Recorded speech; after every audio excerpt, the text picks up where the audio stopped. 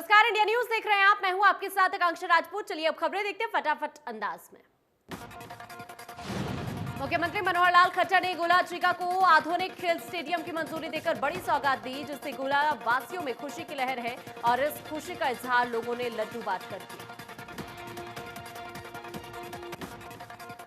मुख्यमंत्री का धन्यवाद करते हुए लोगों ने कहा कि स्टेडियम देकर गोला के खिलाड़ियों को तोहफा दिया है, जिससे अब गोला के खिलाड़ी भी अंतर्राष्ट्रीय और राष्ट्रीय स्तर पर पहुंच सकेंगे।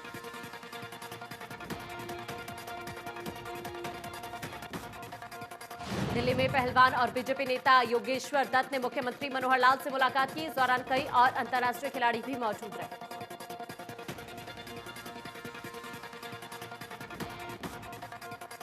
ओलंपिक मेडलिस्ट साक्षी मलिक समेत गीता और बबीता फोगाट ने योगेश्वर दत्त के समर्थन में सीएम मनोहर लाल से मुलाकात की और बड़ौदा उपचुनाव के लिए योगेश्वर दत्त की पैरवी की।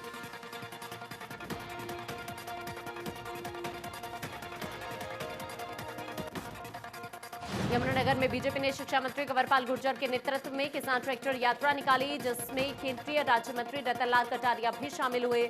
जिला उपायुक्त को पीएम मोदी के नाम का ज्ञापन भी सौंपा गया।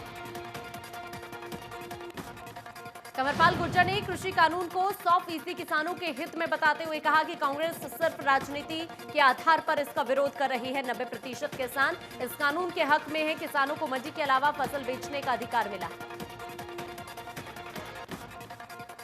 उधर कंवरपाल गुर्जर ने कहा कि किसी भी किसान की कोई जमीन का एग्रीमेंट नहीं होगा। एग्रीमेंट होगा तो सिर्फ फसलों के लिए होगा। कांग्रेस की कुर्सी के काट है, इस कारण परेशान। रतनलाल कटारिया ने कहा कि विरोधियों को फसलों का कोई ज्ञान नहीं है, ये सिर्फ विरोध करने के लिए विरोध कर रहे हैं। 2007 में कांग्रेस कानूनों को लाने के लिए तैयार थी और 2019 के चुनाव घोषणा पत्र में कानून लागू करने का वादा भी कांग्रेस ने किया था। केंद्रीय राज्य मंत्री रतनलाल कटारिया का कहना है कि तीनों अध्यादेश के बारे में किसान और हम समझे हुए हैं, लेकिन जो कांग्रेसी बेरोजगार हो गए हैं और किसान यूनियन के मौकाप्रस्त नेता जिनकी रोटी का गणित गड़बड़ा गया है, वो आग में घी डालने का काम कर रहे हैं। कटारिया ने कहा कि केंद्रीय मंत्री राजनाथ सिंह और कृषि मंत्री नरेंद्र सिंह तोमर किसानों को समझाने का प्रयास कर रहे हैं। अगर किसानों में कानूनों में कोई भी कमी है तो उस पर विचार किया जाएगा। पहले भी ऐसे प्रयास होते आए।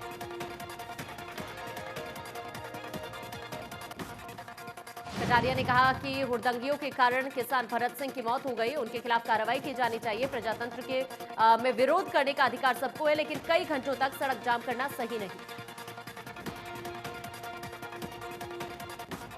उधर असम में बंद हुए मदरसों को लेकर गृह मंत्री अनिल विज ने असम सरकार के फैसले का स्वागत किया। विज ने सरकार के लिए सभी धर्म एक समान है, किसी एक धर्म के प्रोत्साहन के लिए सरकार पैसा नहीं लगा सकती।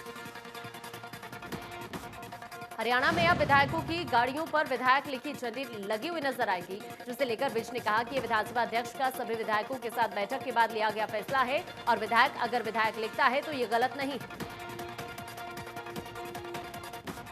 चीन की मदद से 370 दोबारा लगाने के अब्दुल्ला के बयान पर गृहमंत्री अनिल विज ने पलटवार करते हुए कहा कि देश में देश विरोधी आवाज उठने नहीं दी जाएगी। चाइना हमारा दुश्मन है और इससे बड़ी देशद्रोह की बात कोई हो नहीं सकती। सामने में महाराष्ट्र के राज्यपाल को लेकर छपे लेख पर विज ने कहा कि राज्यपाल के बयान को मैं हमेशा ध्यान से देखता हूं और उन्होंने कभी ऐसी बात नहीं कही जो उनकी गरिमा को गिराती हो। कुछ लोगों को उनकी बात देर से समझ आती है। अंबाला में केंद्रीय राज्य मंत्री रतनलाल कटारिया और बीजेपी सांसद नायब सैनी की ट्रैक्टर रैली में एक किसान की मौत हो गई। इस मामले में पुलिस ने 7 लोगों के खिलाफ मामला दर्ज किया है। रैली में हुई किसान की मौत को लेकर सांसद नायब सैनी ने कहा कि भारतीय किसान यूनियन और कांग्रेस और पूर्व मंत्री निर्मल सिंह के समर्थकों ने किसान की हत्या की है। अंबाला में बीजेपी कार्यकर्ता भरत सिंह के परिवार से मिलने बीजेपी प्रदेश अध्यक्ष ओपी धनखड़ पहुंचे। धनखड़ ने कहा कि मृतक के परिवार को न्याय मिलना चाहिए। लोकतंत्र में इस तरह की घटना की कोई जगह नहीं है।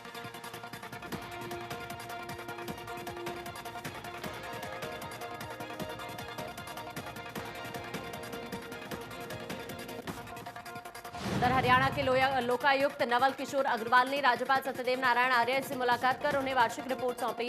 किशोर अग्रवाल ने बताया कि वार्षिक रिपोर्ट राज्यपाल को सौंपी गई है।